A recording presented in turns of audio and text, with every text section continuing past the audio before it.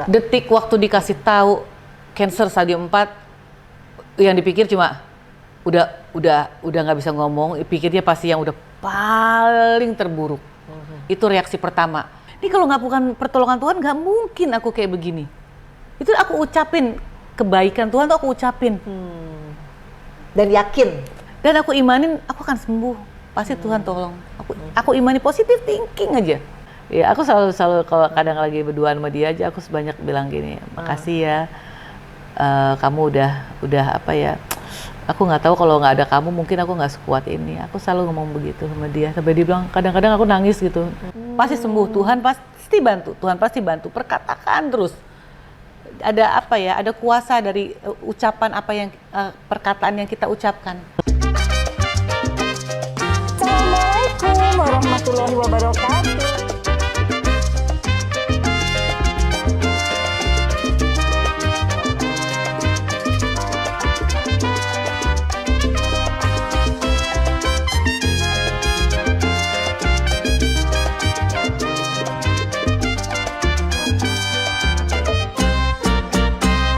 Assalamualaikum warahmatullahi wabarakatuh. Hai guys, welcome to my YouTube channel, Vena Melinda Channel. Kali ini guys, aku ada di rumahnya, ini senior aku ya, di perfilman dan juga persinetronan. Jadi bener-bener ibu cantik ini terkenal dengan olah tubuhnya, yang pasti tubuhnya lebih seksi daripada aku. Siapa lagi kalau bukan Kiki Fatmala, Hai.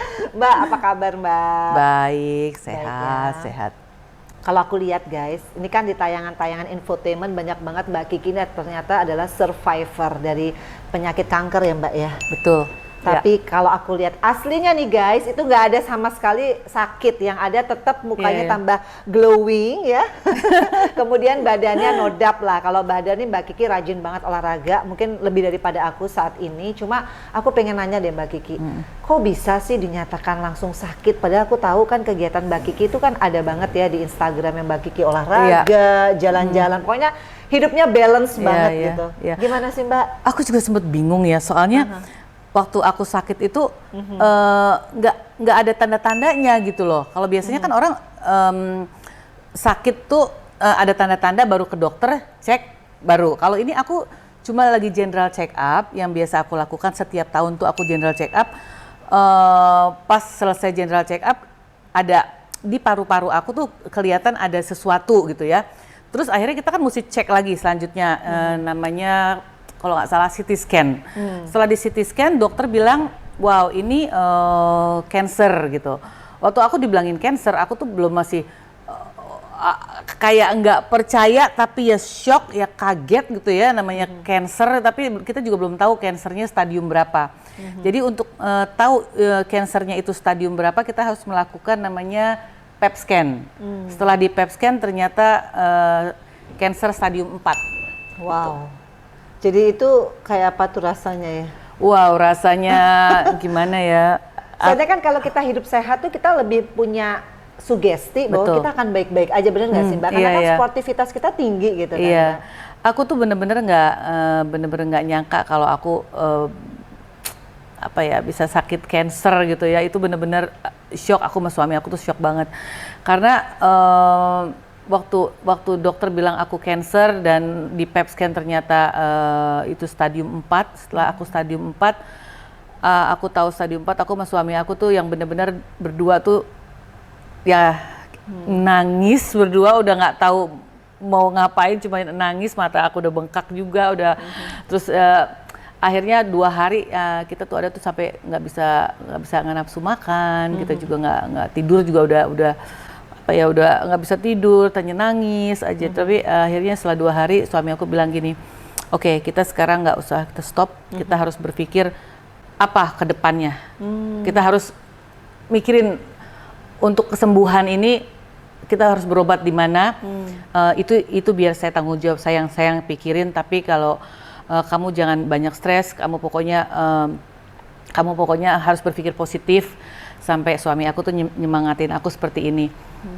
Cancer itu, kemo itu sangat sangat nggak enak gitu ya. Misalkan setelah kemo biasanya orang tuh banyak yang give up, yang udah nyerah, udah capek deh, gue udah nggak sanggup lagi nih seperti ini.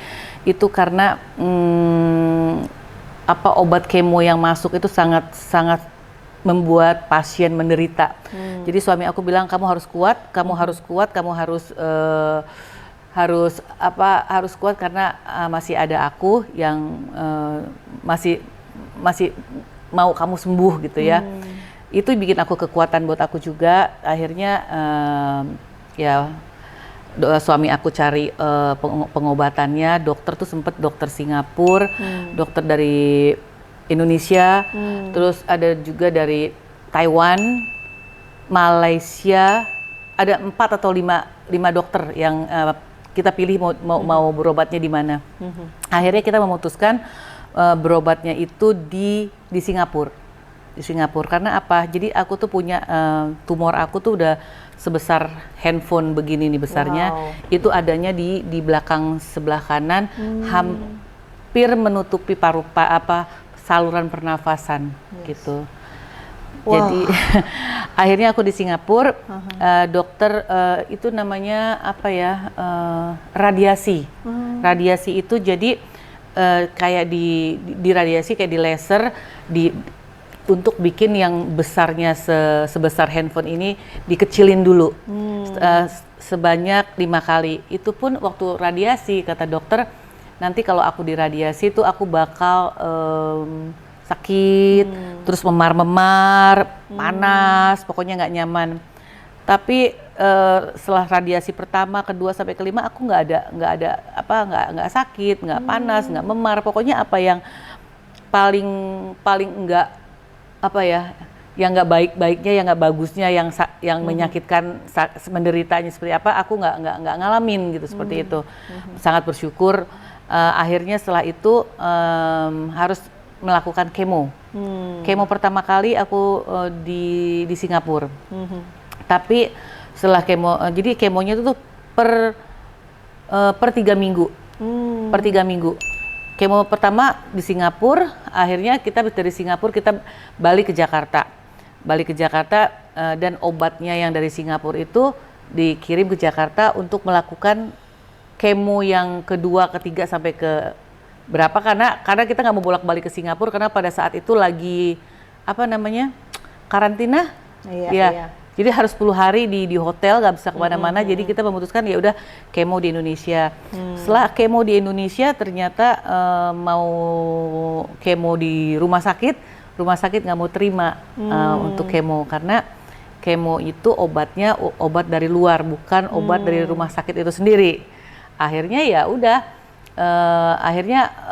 kemonya suami aku cari dokter Indonesia yang bisa melakukan kemo di kamar di rumah aku. Wow, gitu. Ini berarti peran Christopher ya guys, suaminya Mbak Kiki itu luar biasa ya. Iya. Itu yang penyemangat dan kayaknya motivasi Mbak Kiki untuk terus positif ya.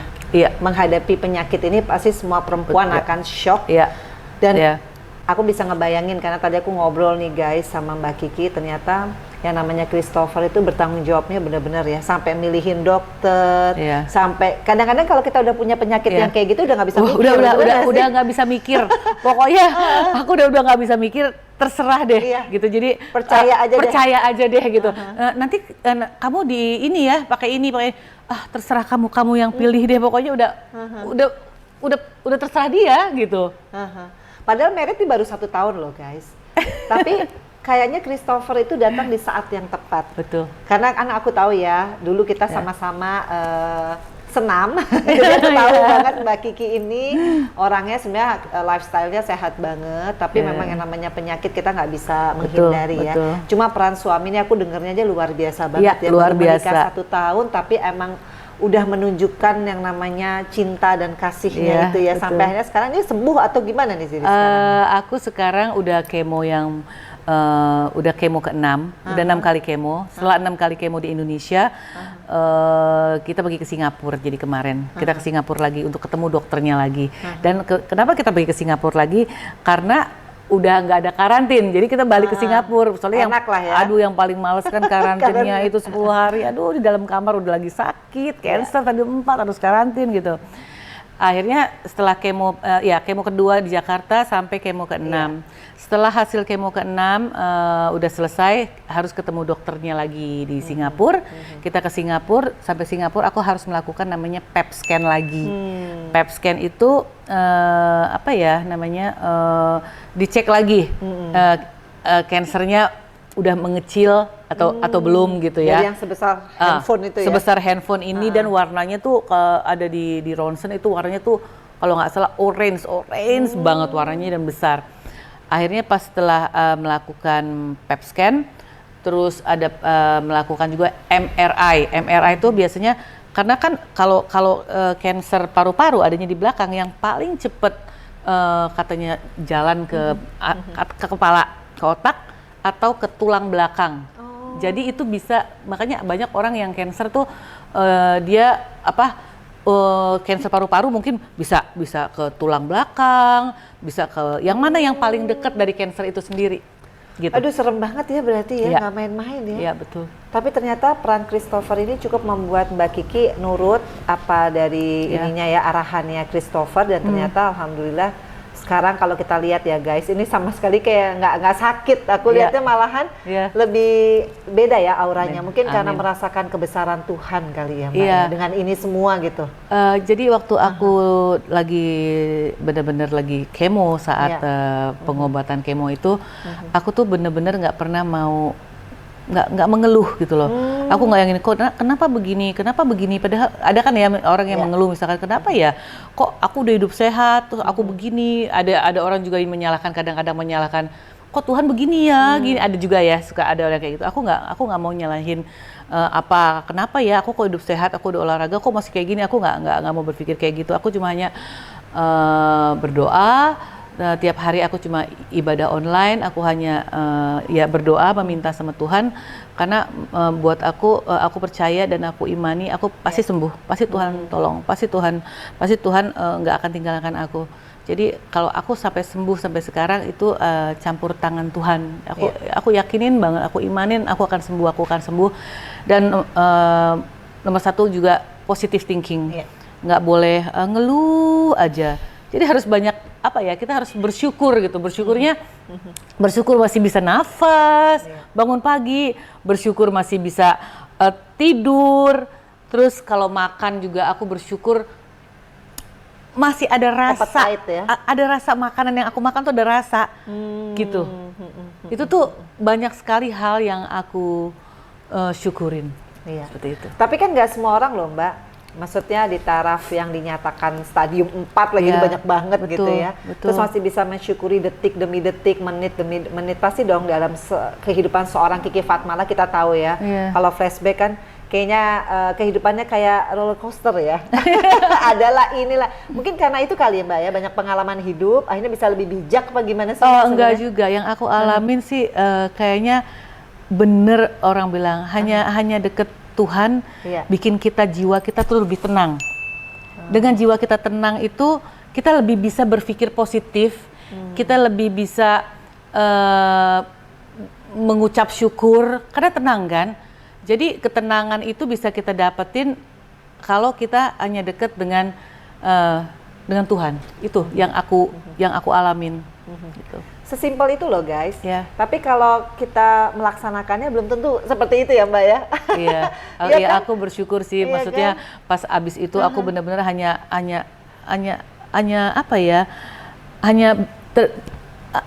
aku tahu ini obat udah bagus, dokter udah bagus. Tapi aku hanya gini, aku yakinin ini semua nggak akan aku bisa sembuh tanpa campur tangan Tuhan. Aku tuh yakinin, aku imani aku akan sembuh.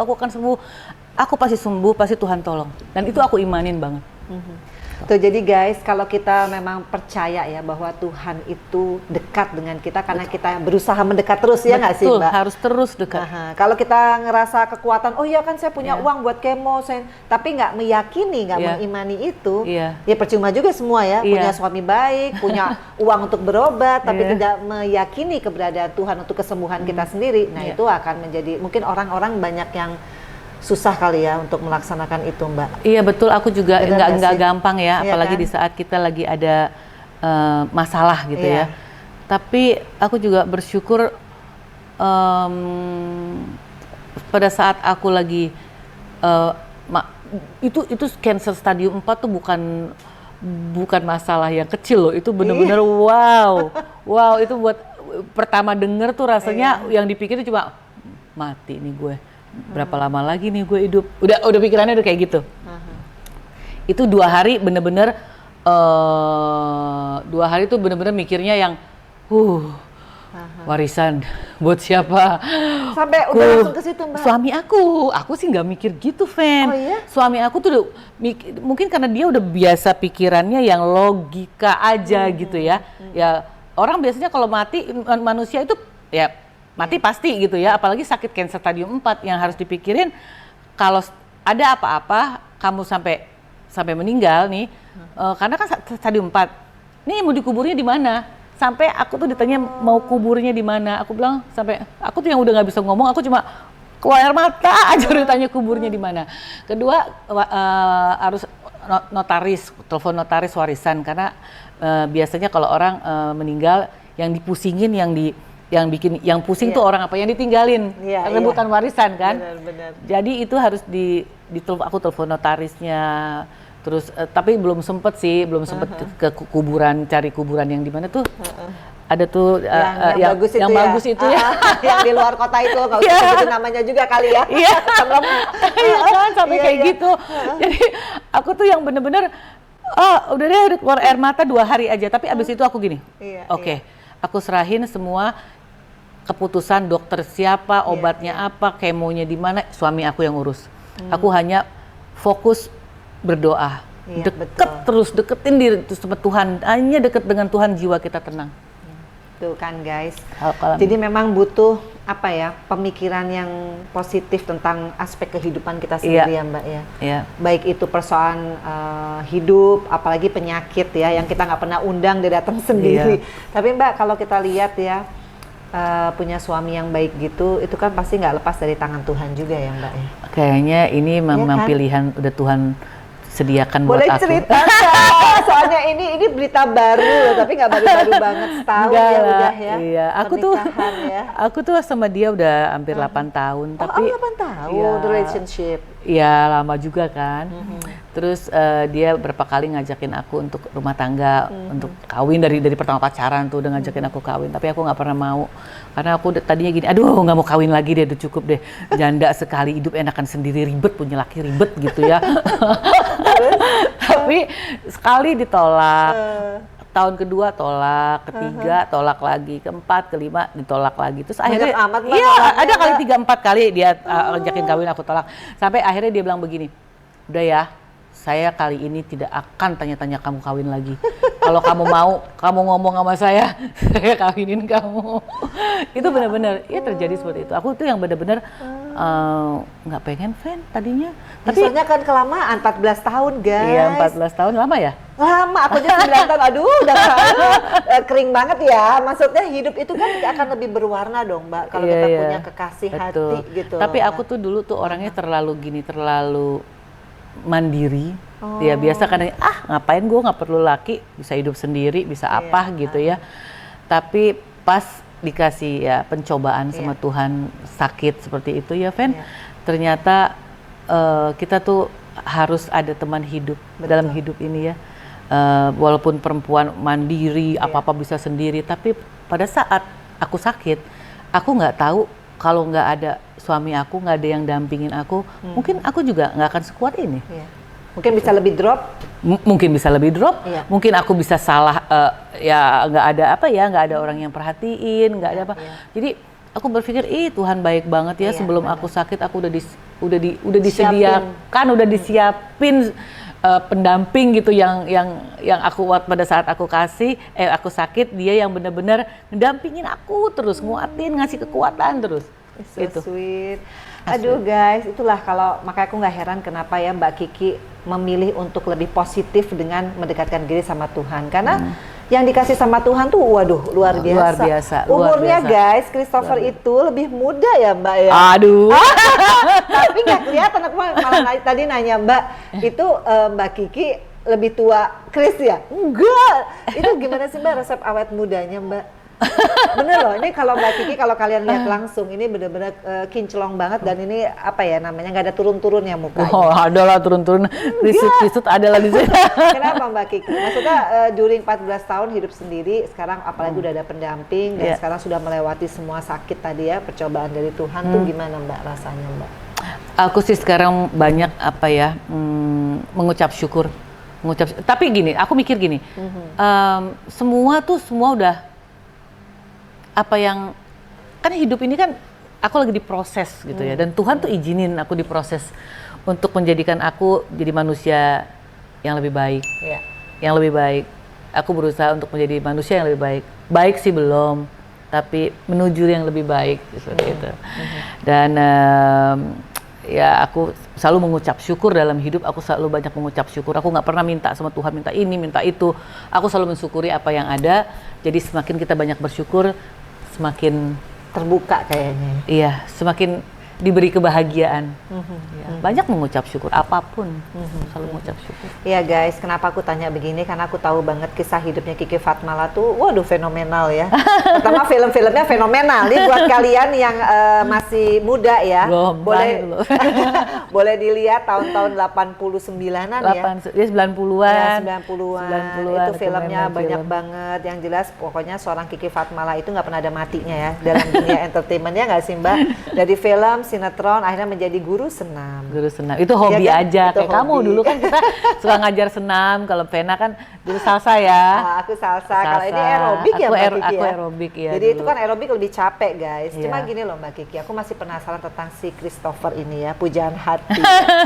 Jadi menurut Mbak tuh, ini buat yang nonton Vena Melinda Channel kebanyakan perempuan. Oke. Jadi mungkin bisa di-share gitu. Gimana sih caranya kita bisa memaknai setiap kehidupan kita, ada nggak ada suami? Ya syukur-syukur dapat suami baik. Iya. Tapi kalau enggak pun boleh cerita nggak pengalaman jadi single mom, akhirnya kemudian jatuh cinta sama seorang Christopher gitu loh. Mungkin bagi viewersnya Vena apa yang ingin disampaikan supaya kita tuh nggak bisa asal-asal milih orang, atau mungkin kita nggak boleh terlalu pede juga dengan kesendirian. Gimana sih Mbak sebenarnya? Ya namanya cari pasangan hidup emang nggak bisa kita mau yang apa seperti yang kita mau gitu ya. Kalau kita mau seperti apa yang kita mau, kita bikin robot aja kan, kita bisa kontrol mau gue ini. Exactly ya. Ya kan, exactly ini maunya ini.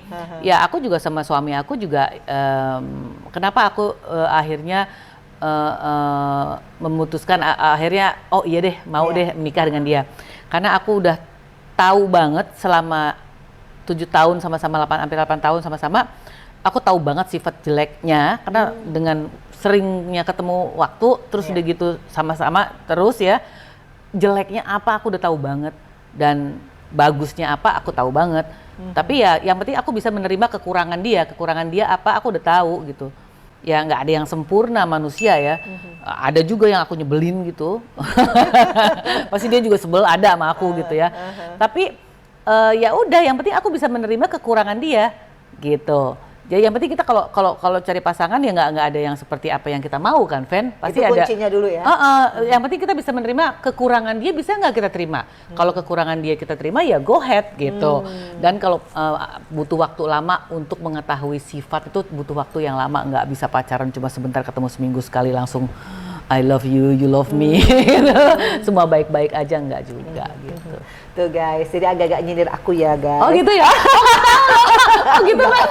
Berapa lama emang dia nanya? Berapa bulan. Oh, Tapi memang kadang-kadang pasti ada keyakinan dong Mbak di dalam diri, he's the one, pasti ada dong. Di luar dari durasi lama atau enggak. Kalau kan, aku Mbak? enggak juga Enggak ya. juga. Jadi enggak. gimana? Kalau aku tuh bener-bener pengen tahu banget karena aku udah pernah apa dulu bukan kecewa, pernah gagal sama yang dulu. Pernikahan Ya, sebelumnya. jadi yang kedua aku lebih hati-hati, aku pengen tahu dulu nih, ini orang seperti apa gitu.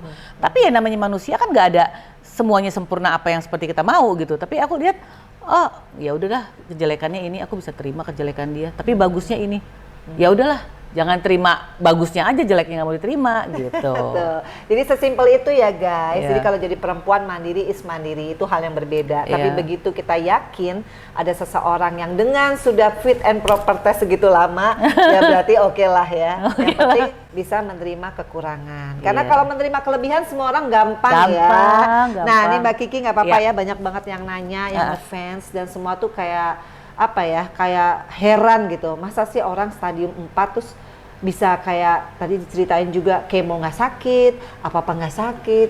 Iya. Itu apa ya artinya ya Mbak ya? Sama aja nggak sakit kanker dong Mbak ya? Sebenarnya sih kalau bilang kemo nggak sakit, nggak enak. Oh, nggak enak.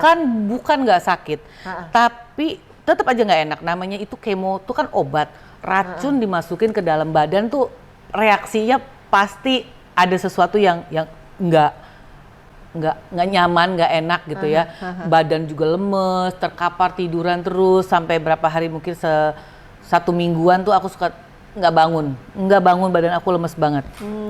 Tapi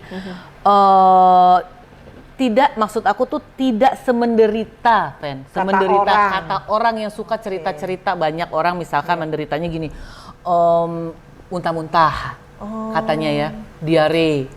Terus ada lagi Rambut rontok. Terus aku tuh dikasih mau obat sama dokter. Nih kalau kamu diare, aku nggak diare. Ya ampun. Ini lagi obat sebelum waktu pulang dari Singapura ke sini. Ini lagi nih obat dokter kasih. Ini obat buat kalau kamu muntah-muntah. Nggak muntah-muntah. Tidak muntah-muntah. Masya Allah. Dokter kasih lagi obat, nanti kamu syariawan mulutnya apa, terus kuku kamu nanti kuning-kuning, retak-retak apa, dikasih obatnya semua. Ini enggak, ini kuku asli tuh. Iya ya, kuat ya. Iya, kuku aku malah cepet panjangnya nih tuh, kuat lagi. Terus ada lagi dikasih lagi obat sama dokter, pokoknya banyak beberapa obat yang memang biasanya kalau orang sakit cancer abis di kemo reaksinya seperti itu. Tapi ada saat obat itu sampai 1 tas ada di atas, aku nggak minum sama sekali. Masya Allah, ini sih kayaknya Itu. amazing banget ya Mbak Iya, ya. aku juga. Mujizat Mbak. Iya, itu kayak mukjizat gitu ya. Aku tuh yang wow, luar biasa. Mukjizat itu ada ya. iya, Ini benar-benar ada. Dan nggak ada yang mustahil gitu loh. Betul. Nggak ada yang mustahil loh, Mungkin Fen. karena konsistensinya Mbak Kiki lebih dekat lagi sama Tuhan, lebih benar-benar bisa mengatur ya otak ini supaya terus positif. Nggak ngeluh, nggak banyak, ngeluh. nggak mengeluh, hanya mengucap syukur. Apapun mengucap syukur. Sampai aku tuh kalau bangun pagi aku cuma, aduh Tuhan makasih, aku bisa nafas. Aku masih bisa nafas. Itu satu anugerah loh, Fen. Benar. Bayangin kalau Tuhan nggak kasih kita nggak bisa nafas, Iya. gimana? Dan paru-paru Banyak orang- aku tuh udah ketutup, hampir Iya, ketutup. makanya. Orang katanya segede handphone gitu, mesti Iya. logikanya kan udah. Katanya hampir sebesar ini kata dokter ya, gitu di dalam. Tuh kan guys, jadi intinya kalau kita sekarang nih, yang kalian yang lagi nonton baru bangun tidur sehat, jangan ngomel sama suami ya, nggak punya duit ya cari duit ya nggak sih? Ya, bisa bangun pagi aja itu suatu anugerah yang harus kita Iya, mengucap iya. syukur. Bisa bangun pagi. Tuh, jadi memang kadang orang tuh kalau disentil sama Tuhan tuh Iya. macam-macam ya Macam-macam, caranya. macam-macam. Untuk bisa mendapatkan titik bahwa Betul. bersyukur tuh yang modal kamu hidup.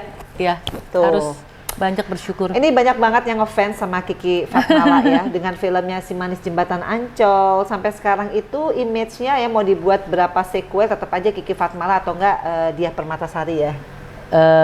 Enggak. Dulu yang pertama main sih sebenarnya dia. Oh, dia dulu. Iya, Oh, gitu. abis dia baru aku Oh, gantiin dia. iya. Iya. Tapi Terus selanjutnya dua- banyak yang lain lagi, ada Iya. Dewi Persik juga Oh pernah main. iya. Iya. Gimana Mbak, ini kan fenomenal banget ya seorang Kiki Fatmala dengan film-filmnya ya.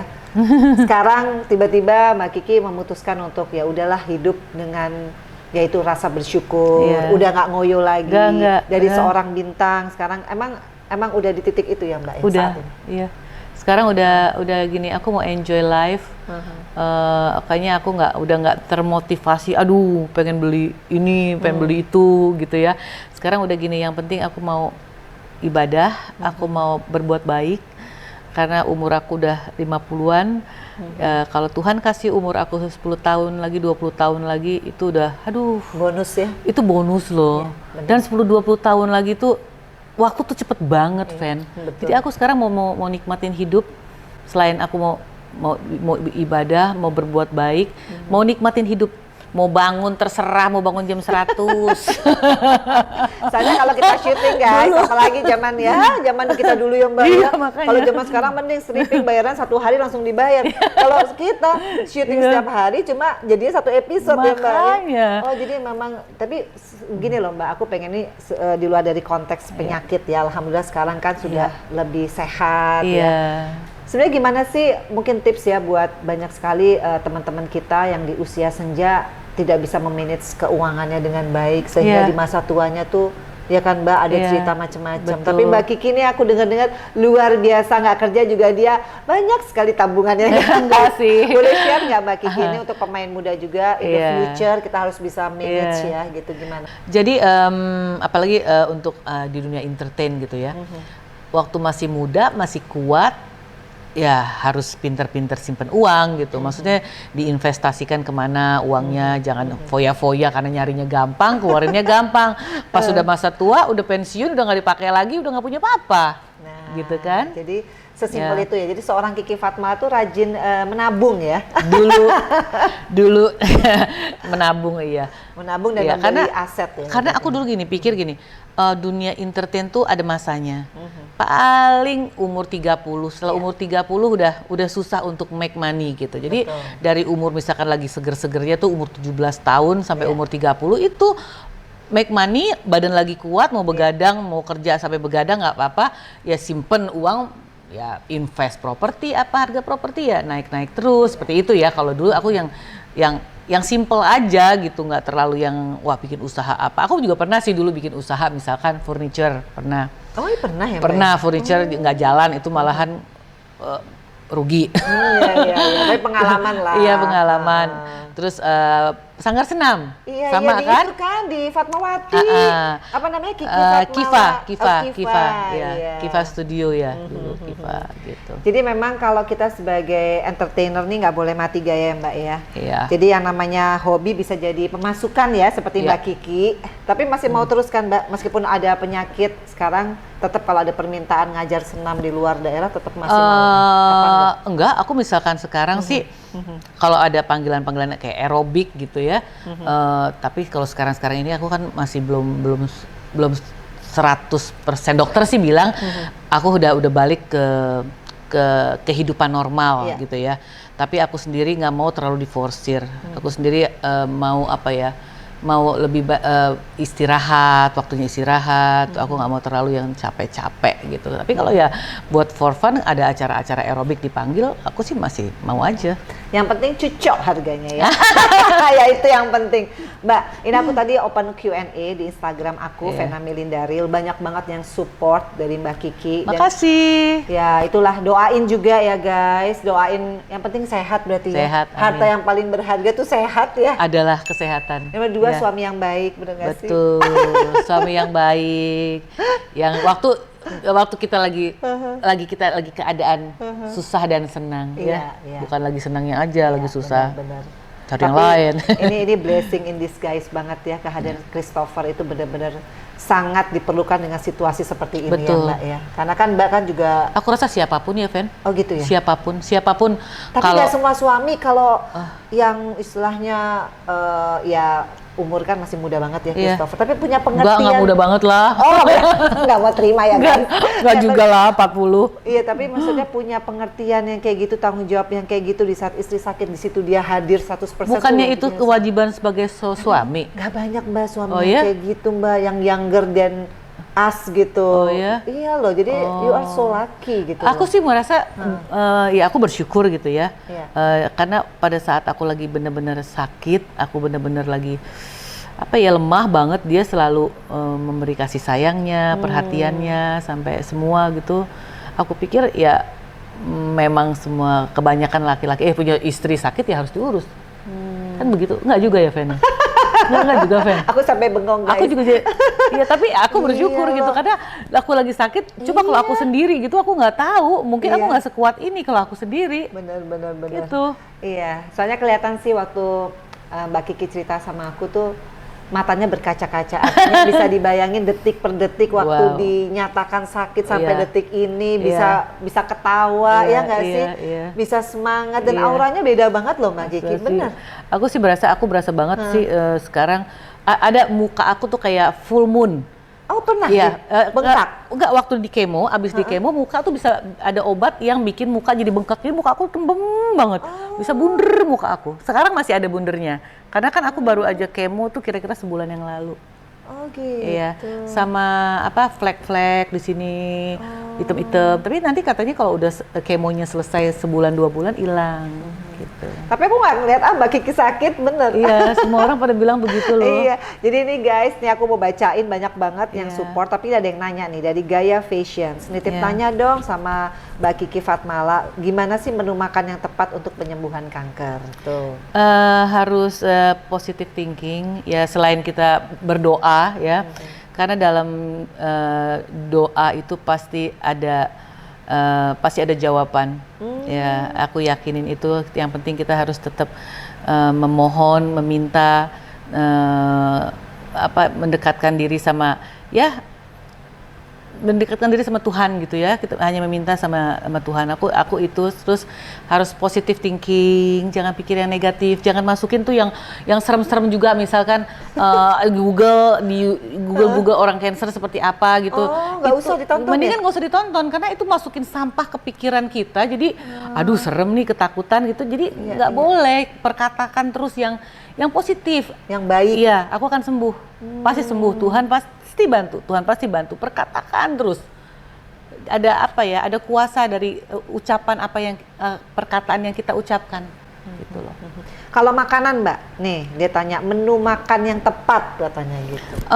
Aku sih sebenarnya gini, sebelum aku sakit cancer juga makanan aku udah sangat sehat karena aku orangnya sangat selektif sama makanan gitu ya. Aku orangnya kalau orang misalkan pokoknya aku tuh jajan aja di luar gitu, aku nggak mau. Aku gini, airnya aqua bukan ya, terus udah gitu sampai kayak gitu, nyucinya pakai apa ya, terus ada lagi misalkan hygiene banget dong. Iya, aku nggak pernah mau jajan misalkan ada tukang bakso, somai gitu, aku tuh nggak.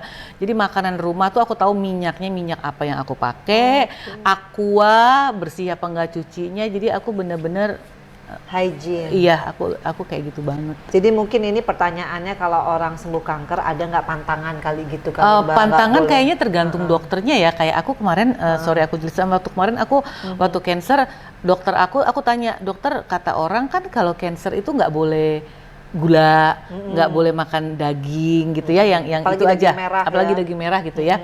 Tapi dokter aku bilang enggak, kamu malah gula boleh asal semua sedikit, nggak boleh terlalu banyak. Jadi aku nggak ada pantangan lah. Basicnya aku nggak ada pantangan sama sekali. Tapi beda dokter beda-beda ya. Iya. Aku nggak tahu yang lain, mungkin ada yang bilang nggak boleh ini, nggak boleh itu. Jadi aku nggak bisa jawab pantangannya apa. Yang penting hidup sehat, makanan sehat, itu aja. Dan positive thinking itu nomor 1 diulang-ulang ya guys. Jadi mau sakit, mau sehat, tetap aja positive thinking. Iya, positive thinking. Karena kita nggak ada yang pernah tahu ya, kayak sekarang kita hari ini sehat, besok sakit seperti Mbak Kiki ya. Nggak ada gejala, cuma gara-gara saking taat ya dan disiplin terhadap general check up malah. Iya. Wah, ini luar biasa. Nih ada lagi nih Mbak, dari Taherelzia. Minta tolong ditanyakan apakah pada saat divonis sakit kanker stadium 4 masih ada tertanam rasa percaya diri akan sembuh dan sudah terbayang dalam pikiran bahwa ajal kematian sudah semakin dekat dan akan kehilangan segalanya, khususnya orang yang dicintai. Tadi kan udah disebut. Iya, awalnya pasti. Tapi mungkin lebih spesifik di detik itu tuh Mbak. Detik waktu dikasih tahu cancer stadium 4, yang dipikir cuma udah nggak bisa ngomong, pikirnya pasti yang udah paling terburuk. Itu reaksi pertama. Tapi aku bersyukurnya aku nggak lama untuk aduh ini kenapa begini, terus yang ketakutan gitu. Aku karena 2 hari manusiawi ya. Aku sama suami aku nangis berdua, pengen nafsu makan cuma 2 hari. Abis itu kita nggak boleh terus berpikir yang negatif, nggak boleh terus nangis, terus nggak ada solusinya. Harus cari solusinya apa? Ya suami aku cari dokter, ya kita harus cari pengobatan yang bagus dan harus berdoa, doa. Mau obat bagus, mau apa bagus, semua bagus kalau kita harus apa? Ada campur tangan Tuhan gitu loh untuk menolong dari penyakit ini. Ya itu yang aku percayain, yang aku imani ya. Gitu. Jadi sebetulnya kalau aku dengar dari cerita Mbak Kiki Fatmala ya, itu semua tuh memang skenario Allah tuh indah ya. Iya. Pada saat kita dikasih ujian ini, tetap ada support system. Iya. Yang kita nggak kira-kira kan. Masalah ada, tapi diberi kemudahan. Iya. Berarti ada ujian langsung ada solusinya juga. Ada solusinya juga gitu. Cuma kadang-kadang kita doa nggak langsung dijawab. Iya. Benar. Kita jangan nggak langsung dijawab karena apa? Kita harus tetap berdoa, tetap meminta gitu. Keep praying itu ya. Iya, tetap aja kita harus pray, berdoa, meminta, tetap kita bergantung sama Tuhan ya, walaupun kita diobatin apa, ya, tapi doa itu akan dijawab ya nggak seperti yang aduh kenapa ya doa kita nggak dijawab ya, Tuhan pasti jawab, tapi yang penting kita imani. Ya gitu. itu dijawabnya guys. Kemo yang orang bilang sampai muntah, ini nggak muntah. Dikasih obat sampai sekoper nggak ada yang dipakai. Iya. Rambutnya coba lihat guys, ini rambut asli loh, bukannya wig. Sementara tadi ngobrol sama Abi Ferry udah botak di sininya. Itu kan memang reaksi orang berarti berbeda-beda ya. Dan kemudahan kepada Mbak Kiki Fatmala dari Tuhan, yaitu tadi. Iya. Jadi semuanya dijawab berarti doanya. Dan ya kan? masalah ada tapi dikasih lampu hijau terus. Oh. Jadi diberi kemudahan sampai aku bilang, ini kalau bukan karena Tuhan, ini nggak mungkin aku kayak begini. Aku selalu ucapin, ini kalau nggak bukan pertolongan Tuhan, nggak mungkin aku kayak begini. Itu aku ucapin kebaikan Tuhan tuh aku ucapin. Dan yakin. Dan aku imanin, aku akan sembuh. Pasti Tuhan tolong. Aku imani positive thinking aja. Tuh guys, ini luar biasa ya ngobrol sama senior aku yang cantik luar dalam. Dan benar-benar satu ya, kunci kita selama hidup adalah berpegangan kepada Tuhan. Nggak peduli muda, nggak peduli tua, nggak peduli kaya, nggak peduli miskin. Karena cobaan bisa terjadi sama siapapun. Yang terakhir nih Mbak Kiki, sebelum aku tutup Vena Melinda Channel, ini pembicaraan yang luar biasa tentang keyakinan kita kepada Sang Pencipta kita ya. Aku sampai merinding karena ya itu tadi, kalau ada orang bilang kok gue udah doa nggak dijabah-jabah, ya itu karena tidak ada keyakinan di sana. Kita harus yakin. Nah sekarang aku pengen Mbak Kiki ngucapin dong, say thank you sama Christopher. Ini kan benar-benar soulmate ya. Sudah teruji dong sekarang. Teruji kan kesetiaannya, ya pasti kan itu. Komitmennya, responsibility-nya, itu yang paling penting kan dari laki-laki Mbak. Iya, aku selalu kalau kadang lagi berduaan sama dia aja, aku sebanyak bilang gini, makasih ya. Kamu udah apa ya, aku nggak tahu kalau nggak ada kamu mungkin aku nggak sekuat ini. Aku selalu ngomong begitu sama dia, sampai dia bilang kadang-kadang aku nangis gitu. Dia bilang kenapa sih kamu kok sensitif amat, lagi nggak ada apa-apa, lagi asik ngobrol berdua. Kasih ya, aku nggak tahu kalau nggak ada kamu mungkin aku nggak sekuat ini, kayak begitu tuh nggak. Aku tuh yang benar-benar ya aku bersyukur gitu, selalu banyak mengucap syukur, Tuhan tuh baik sekali. Jadi aku dikasih pendamping waktu aku sakit, aku nggak sendiri gitu ya. Jadi aku berjuangnya nggak sendiri, ada orang yang cinta sama aku, sayang sama aku, support aku gitu. Itu penting sekali, penting sekali. Say thank you ya. Iya, aku say thank you, selalu say thank you sama dia. Dan aku appreciate, aku selalu ngomongin gitu walaupun di talk show, aku bilang aku nggak tahu kalau aku nggak ada suami waktu aku sakit ini, aku mungkin nggak sekuat sekarang. Dan aku ungkapin apa yang aku rasa, aku ungkapin. Jadi ada perlunya juga kita tuh harus mengungkapkan ekspresif ke pasangan kita seperti itu. Memang itu iya gitu. Dan kenapa kita nggak ungkapin? Harus kita ungkapin. Gitu, dia juga ngerasa pasti.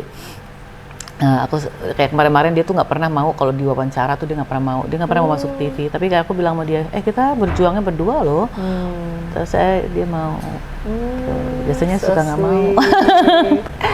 Aduh, ini berkah juga buat Christopher ya, karena kita sebagai manusia tuh yang paling bisa kita banggakan adalah bagaimana kita memberikan cinta kasih ya kepada semua orang, apalagi ini kepada istri sendiri. Jadi pokoknya aku belum pernah kenal ya sama Christopher, tapi anyway aku salut buat kalian berdua. Jadi ini yang namanya unconditional love ya. Di saat susah, di saat senang, di saat sehat, di saat sakit. So guys, jadi pokoknya selalu nonton ya Vena Melinda Channel. Aku terima kasih juga nih sama Mbak Kiki makasih yang juga, mau sharing di Vena Melinda Channel. Pastinya ini berharga banget buat kalian ya. bahwa kita baru bangun tidur, inget ya, ini quotes dari Mbak Kiki, baru bangun tidur langsung bersyukur. Bersyukur. Aku juga mau ini, Fen, kalau bisa buat apa ya yang lihat YouTube kamu, ada baiknya kita tuh periksa cancer. Oh gitu? Iya, karena apa? Kadang-kadang kayak aku gitu, aku kan nggak pernah cancer marker ya itu. Jadi cek aja gitu, cek darahnya untuk cek jadi cancer. ke laboratorium? Ke rumah sakit, ke rumah gitu sakit. ya. Ke rumah sakit, terus bilang aja mau cek untuk cancer markernya. Gitu. Cancer Coba, marker. iya diambil darahnya. Karena apa? Kalau nggak cek itu kita nggak tahu ada cancer atau enggak. Kayak aku, kalau aku nggak cek itu aku nggak tahu. Mungkin aku nggak tahu apa yang terjadi setelah misalkan aku nggak cek cancer karena aku lagi general check up. Berikut cancer marker baru ketahuan kansernya. Kalau nggak tahu. Wow. Jadi lebih cepat ketahuan, lebih bagus untuk tindakan pengobatannya daripada terlambat kayak aku udah stadium 4 tahu-tahu.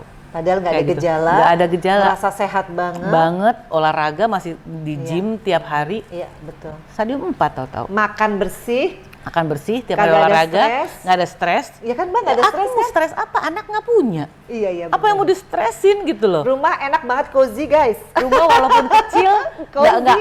rumah walaupun kecil nggak punya utang. Iya benar.